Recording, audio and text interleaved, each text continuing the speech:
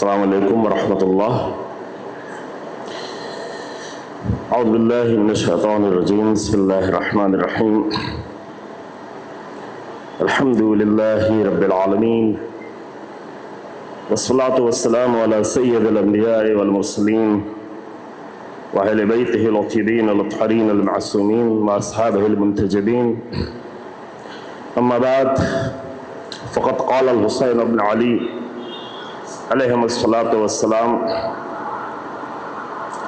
الا ترون الی الحق لا يعمل به والی الباطل لا يتناهى عنه ليرغب المؤمن في لقاء ربه محقا فإني لا أرى الموت إلا سعادة والحياة مع الظالمين إلا براما۔ میں اپنے تمام بزرگان مہمانوں کا خیر مقدم عرض کرتا ہوں۔ اگرچہ میں چنئی کا نہیں ہوں، لیکن بہرحال 15-16 سالوں سے مسلسل آپ کی خدمت میں رہنے کی وجہ سے ایک طرح سے میں بھی میزبان ہوں اپنے مہمانوں کے لیے۔ مختصر وقت میں چند جملے آپ کی خدمت میں عرض کرنے ہیں، آپ کی توجہ انشاءاللہ مرکوز رہے گی۔ امام حسین علیہ السلام کا ایک چھوٹا سا خطبہ ہے، اس خطبے کا تقریباً آدھا حصہ میں نے آدھا آخری والا حصہ میں نے آپ کی خدمت میں پیش کیا ہے۔ جب امام اپنے سفر کو طے کرتے کرتے کربلا سے بہت قریب پہنچ چکے تھے، سیکنڈ لاسٹ منزل پہ، جس کا نام عذیب الحجانات ہے، اور اس کے بعد قصر بنی مقاتل، اور اس کے بعد کربلا کی سرزمین تھی، تو عذیب الحجانات کے مقام پہ جب پہنچے تو ابن زیاد کا قاصد آیا، نمائندہ، اور اس نے آ کے کہا کہ حسین ابن علی پہ سختی سے پیش آؤ، حسین ابن علی کے ساتھ سختی سے پیش آؤ۔ اور بعد کی منزلوں میں اور بھی حالات بدل گئے، تو وہاں پر امام نے اپنے ساتھیوں کو، اور سامنے جو ہر کا لشکر موجود تھا جو تقریباً 1000 کا لشکر تھا، ان سے مخاطب ہو کے امام نے ایک چھوٹا سا خطبہ فرمایا۔ شروع کے جملے یہ تھے کہ تم دیکھو دنیا کے حالات بدل گئے ہیں، ان دنیا کے تنکرت وتدبرت، اور ابھی اس دنیا میں اچھائیاں اتنی ہی صرف رہ گئی ہیں کہ جیسے ایک برتن کے نیچے جب ایک برتن دھلا جائے تو اس میں نیچے کچھ قطرے، کچھ نمی رہ جاتی ہے، اتنی ہی اچھائیاں رہ گئی ہیں۔ کیونکہ اگر یزید جیسے حاکم کی حکومت ہو تو دھیرے دھیرے اچھائیاں ختم ہوتی چلی جاتی ہیں۔ صرف عالم اسلام میں نہیں، دنیا کے کسی حصے میں بھی کوئی بھی اگر یزید آتا ہے اور یزید کی حکومت اگر لمبی ہو جاتی ہے تو دھیرے دھیرے دنیا میں اچھائیاں ختم ہوتی چلی جاتی ہیں، نفرتیں بڑھتی ہیں، برائیاں بڑھتی ہیں، قتل و دہشت گردی بڑھتی ہے، جو آپ دنیا کے بہت سارے جگہوں پہ دیکھ سکتے ہیں۔ اپنے ملک کے حالات میں بھی آپ اس کے بارے میں مطالعہ کر سکتے ہیں۔ لیکن اس وقت امام نے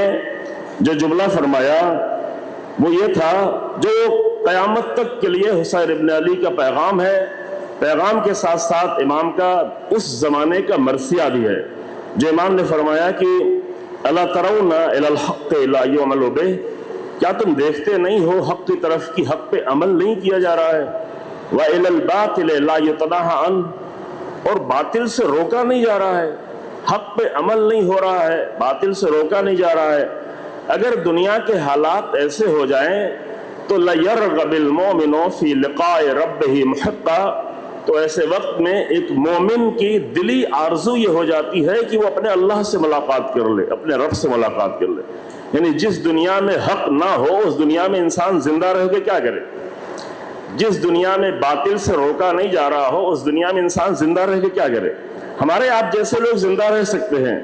لیکن حسین ابن علی رسول اللہ کے فرزند ایسی دنیا کو بالکل زندگی کے لائق نہیں سمجھتے جہاں پہ حق نہ ہو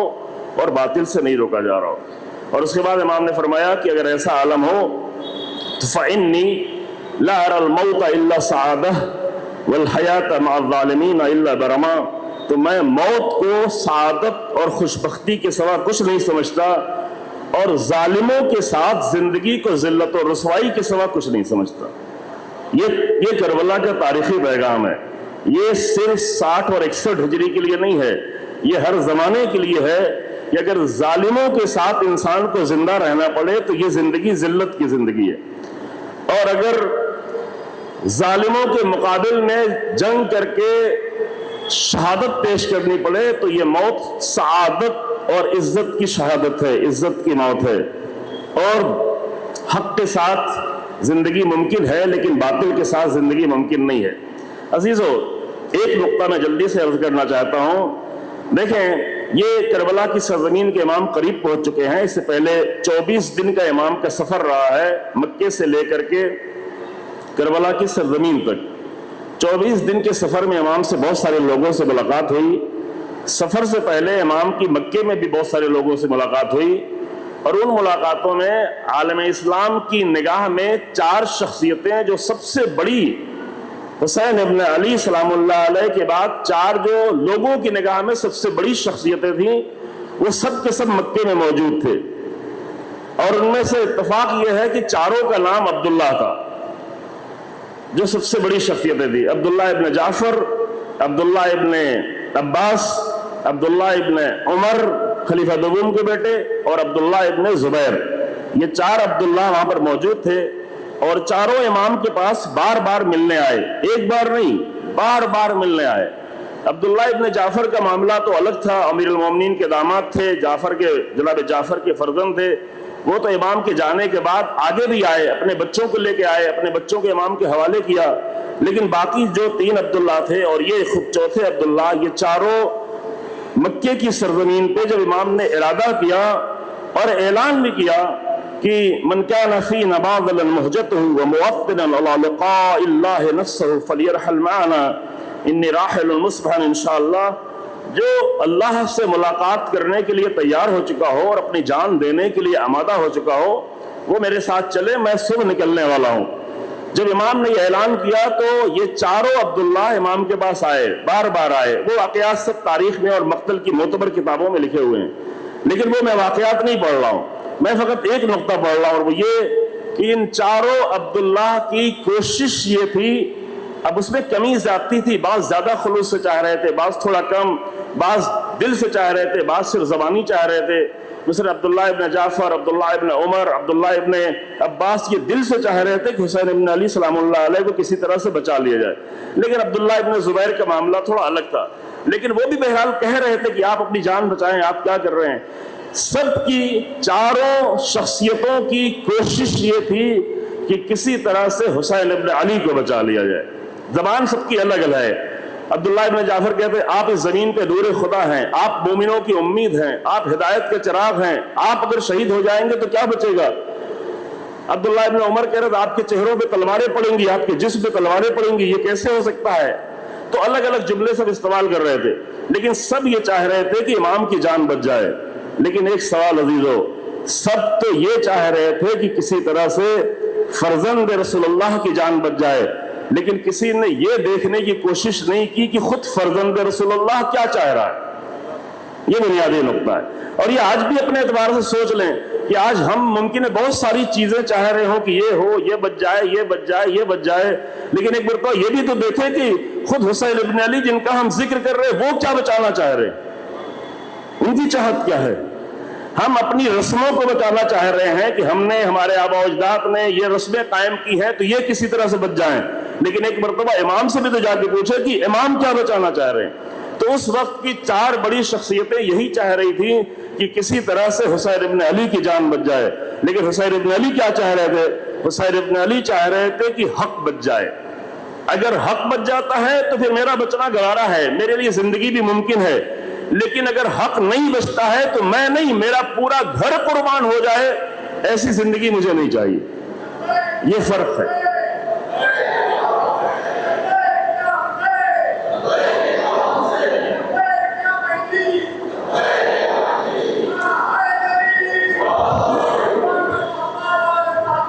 اللہم صلی علی محمد۔ یہ عزیزوں کوئی خطابت کا نقطہ نہیں ہے، اس پہ آپ گہرائی سے سوچئے گا،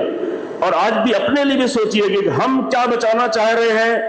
اور آج اگر رسول اللہ کا فرزند ہوتا تو وہ کیا بچانا چاہتا، آج اگر رسول اللہ ہوتے تو کیا بچانا چاہتے۔ ہم اپنی چیزیں بچانا چاہ رہے ہیں، لیکن آج اگر رسول اللہ ہوتے تو فلسطین کے مسئلے میں رسول اللہ کیا کرتے۔ ایک سوال ہے، میں بھی تقریر نہیں کروں گا۔ آج اگر رسول اللہ ہوتے اور فلسطین میں 90,000 لوگوں کو مارا جاتا، 19,000 بچوں کی جان لی جاتی، تو آج رسول اللہ کا اسٹینڈ کیا ہوتا۔ آج اگر حسین ابن علی موجود ہوتے زمین کے کسی بھی کونے پہ اور اس طرح سے ظالمانہ طریقے سے لبنان پہ حملے ہو رہے ہوتے، ایران پہ حملے ہو رہے ہوتے، فلسطین کے غزہ کے 41 کلومیٹر کی زمین کو بموں سے مسمار کر دیا جاتا، تو آج حسین ابن علی کہاں کھڑے ہوتے؟ کس کے ساتھ کھڑے ہوتے؟ آج حسین ابن علی ہمارے ساتھ صفوں میں کھڑے ہو کے ہمارا ماتم دیکھتے، یا غزہ کی سرزمین پہ جا کے ظالموں کے مقابل میں کھڑے ہوتے؟ یہ طے کرنا ہوگا، یہ ہمیں طے کرنا ہوگا، کیونکہ یہ مسئلہ اس زمانے میں نہیں طے کر پائے تو وہ نہیں آئے، نہ عبداللہ ابن جعفر آئے، نہ عبداللہ ابن عباس آئے، نہ عبداللہ ابن زبیر آئے، نہ عبداللہ ابن عمر آئے، بلکہ عبداللہ ابن عمر جو خلیفہ دوم کے بیٹے تھے، انہوں نے آ کے کہا کہ اچھا آپ جا ہی رہے ہیں تو آپ نے غریبان کو چاک کر دیں، میں آپ کے سینے کو چومنا چاہتا ہوں جسے رسول اللہ چوما کرتے تھے۔ امام نے منع نہیں کیا، وہ امام کا سینہ چوم کے چلے گئے، لیکن اس وقت امام کا سینہ چومنا اہم تھا یا امام کے ساتھ حق کے راستے پہ چلنا اہم تھا؟ یہ بنیادی سوال۔ ہم بھی علم چوم لیں، تعزیہ چوم لیں، عزاخانہ چوم لیں، کربلا بھی جا کے چوم لیں، کربلا چوم کے چلے ہیں یا راہ حسین ابن علی پہ چل کے یہ بتائیں کہ حق کے بغیر ہمیں زندگی نہیں چاہیے، اور ایسی زندگی کیا ہے؟ کوئی معنی نہیں رکھتی۔ اب ایک آخری مطلب سنیں عزیزو، مجھے اپنے وقت کا پورا خیال ہے، جو ہمارے کسی بزرگ کے ایک جملہ اس سے میں نے استفادہ کیا ہے، بہت ہی غور سے سنیں۔ دیکھیں، ہم امام حسین اسلام کا ذکر کر رہے ہیں، خدا کا شکر ہے اور اس بات پہ فخر ہے سب مل کے۔ ابھی آپ دیکھیں یہاں پر شیعہ، اہل سنت، علماء، بزرگان، نان مسلم، ہمارے برادر یہاں پہ تشریف فرما ہے، اسپیکر ہیں یہاں کے پارلیمنٹ کے، سب امام حسین اسلام سے عقیدت رکھتے ہیں۔ کہاں کہاں پہ کس طرح امام کا ذکر ہوتا ہے، امام کے ذکر کے لیے تقریریں کرتے ہیں، سیمینار کرتے ہیں، مجلسیں کرتے ہیں، مرثیے پڑھتے ہیں، سلام کرتے ہیں، جلوس نکالتے ہیں، یہ سب کچھ کرتے ہیں۔ اسی کے ساتھ شبیہیں برآمد کرتے ہیں۔ البتہ خود شبیہوں کے مسئلے میں ممکن ہے کسی کو اختلاف ہو، لیکن کم سے کم شیعہ لوگ تو امام حسین السلام کے روزے کی شبیہ بناتے ہیں، ابوالفضل عباس کے پرچم کی شبیہ بناتے ہیں، امام حسین السلام کے جو لاشا نہیں اٹھا، تابوت نہیں اٹھا، اس کی شبیہ بنانے کی کوشش کرتے ہیں۔ لیکن ایک سوال ہے، تابوت کی شبیہ، علم کی شبیہ، روزے کی شبیہ، مزار کی شبیہ، یہ سب تو ہے، لیکن کیا اس دنیا کو حسین ابن علی کے کردار کی شبیہ کی ضرورت ہے یا نہیں؟ یہ بنیادی سوال۔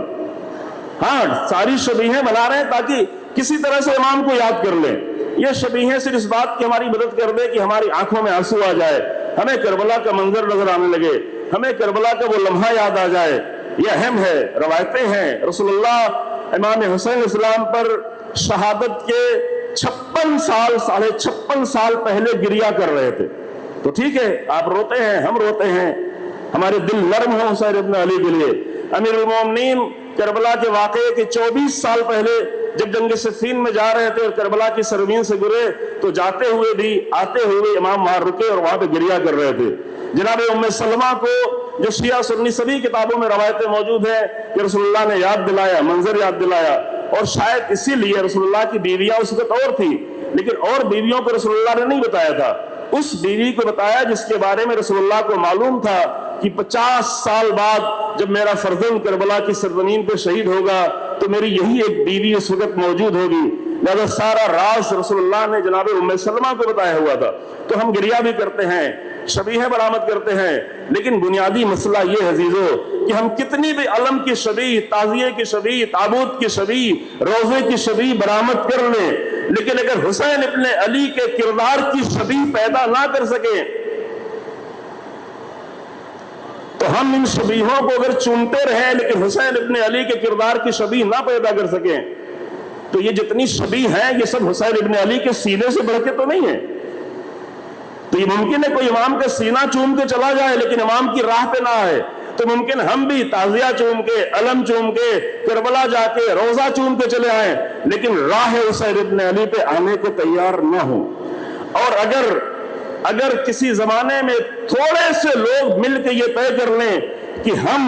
صرف حسین ابن علی کے ذکر سے ثواب نہیں بلکہ شبیہ حسین ابن علی، کردار حسین ابن علی کی شبیہ چاہتے ہیں، ہمارے جوان، ہماری قوم، ہماری امت، چاہے وہ چھوٹا سا لبنان ہو، چاہے چھوٹا سا ایران ہو، وہ سب مل کے جب حسین ابن علی کے کردار کی شبیہ پیش کرتے ہیں تو آج کے یزیدوں کو بار بار ذلت کا سامنا کرنا پڑتا ہے۔ یہ ہر جگہ ہو سکتا ہے، یہ آج بھی ہو سکتا ہے، یہ کسی ایک سرزمین سے مخصوص نہیں ہے، صرف حسین ابن علی کے شبیہ کی کردار تو اپنائی ہے۔ میں ایک چھوٹا سا نمونہ پیش کروں، بات تمام کر دوں۔ دیکھیں، ایک شبیہ آپ بھی اپناتے ہیں اور اس کا اثر بھی دیکھتے ہیں۔ ہم اپنے کام کرتے ہیں، اس کا اثر نہیں ہوتا۔ ہم اپنی سوچ سے کچھ کام کرتے ہیں، اس کا کچھ زیادہ اثر نہیں ہوتا۔ لیکن ایک امام کا کردار تھا، اس کی شبیہ آپ اپناتے ہیں۔ آج بھی مجھے بتایا کہ کچھ جوانوں نے جا کے اسٹیشن پر کیا کیا، سبیل لگائی، پانی ڈسٹریبیوٹ کیا۔ یہ کام کس کا تھا؟ یہ کام امام نے اپنے مقابل میں آنے والے دشمن لشکر کو پانی پلایا تھا، ہر کے لشکر کو جو تلواریں لے کے آیا تھا، جو نظام فرض پہ ہاتھ ڈال رہا تھا، جو امام کو بار بار رکاوٹ ڈال رہا تھا۔ امام نے کہا باتیں بعد میں کرنا، پہلے تم پیاسے ہو پانی تو پی لو، تمہارے گھوڑے پیاسے ہیں اپنے گھوڑوں کو پانی پلا دو۔ تو ایک امام کا کردار تھا، جو ایک مرتبہ کا کردار تھا، اس ایک مرتبہ کے کردار کی شبیہ ہم نے کی، اس کے جیسا عمل کیا، جگہ جگہ سبیلیں لگا دی۔ تو ان سبیلوں کو جو بھی انسان دھوپ میں گزر رہا ہوتا ہے اور نام حسین ابن علی پہ پانی پیتا ہے، تو کہیں نہ کہیں اس کے دل میں ایک نرمی پیدا ہوتی ہے کہ حسین ابن علی کو کربلا میں پیاسا شہید کر دیا گیا تھا۔ تو ایک شبیہ اپنانے پہ جو ایک دن کی،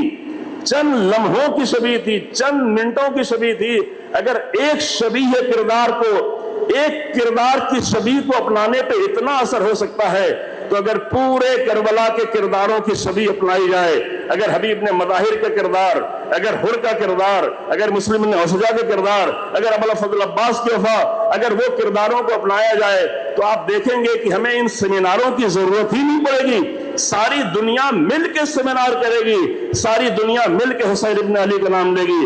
اور یہ آخری جملہ کہ اتنے صدیوں میں ہماری حسرت رہ گئی تھی، 14 صدیوں سے ہم حسرت کرتے رہ گئے تھے کہ کوئی ایک ایسا گروہ کھڑا ہو جو اتنی مضبوطی سے حسین ابن علی کے کردار کی شبیہ اپنائے اور حسین ابن علی کے کردار کو پیش کرے۔ تو صدیاں ترستی رہ گئیں، لوگوں کی نگاہیں ترستی رہیں، اکا دکا لوگ آتے رہے، لیکن کوئی ایسی قوم نہیں پیدا ہوئی جو اس بڑے پیمانے پر حسین ابن علی کے کردار کی شبیہ اپنائے۔ لیکن اس سال ہم نے دیکھا کہ جب ایک گروہ نے آ کر حسین ابن علی کے کردار کی شبیہ اپنائی، اور شبیہ اپنانے کے لیے اللہ سے عشق ہوگا، عبادتیں ہوں گی، شب عاشور کی عبادت کی شبیہ ہوگی، صبر ہوگا، حوصلے ہوں گے، ظلم کے مقابل میں کھڑا ہونا ہوگا، ظالموں کے سامنے حق کی آواز بلند کرنا ہوگا۔ جب ان تمام امور میں ایک قوم نے آ کر حسین ابن علی اور ان کے ساتھیوں کے کردار کی شبیہ اپنا لی، تو آج ہم دیکھ رہے ہیں کہ آج اس سال کے محرم میں ہم نے ہزاروں مجلسیں اور سیمینار کر کر کے حسین ابن علی کو نہیں پہچنوایا، لیکن آج ہمارے شہیدوں نے ایسی شہادت پیش کی کہ آج پوری دنیا سوچنے پہ مجبور ہے کہ کربلا کیا ہے اور کربلا کا کردار کیا ہے۔ ایک بار تو اللہ کی بارگاہ میں دعا ہے کہ پروردگارہ ہم اپنے رسموں کو بھی جو جائز ہیں، جو مناسب ہیں، جو معقول ہیں، جو دینی رسمیں ہیں، ان کو جاری رکھیں، لیکن اس سے آگے بڑھ کر حسین ابن علی اور ان کے اصحاب کے کردار کی بھی شباہت پیش کرنا شروع کر دیں، تو انشاءاللہ ہماری سرزمین کی حالت بھی بہتر ہوگی، ہمارے یہاں سے بھی ظلم کا خاتمہ ہوگا، اور یہاں سے بھی بڑے پیمانے پر حسین ابن علی سلام اللہ علیہ کا پرچم بلند ہوگا، اور لوگ حسین ابن علی کے پرچم کے سائے آنا اپنا فخر سمجھیں گے۔ وآخر دعوانا ان الحمد للہ رب العالمین وصلی اللہ علی محمد وآلہ الطاہرین۔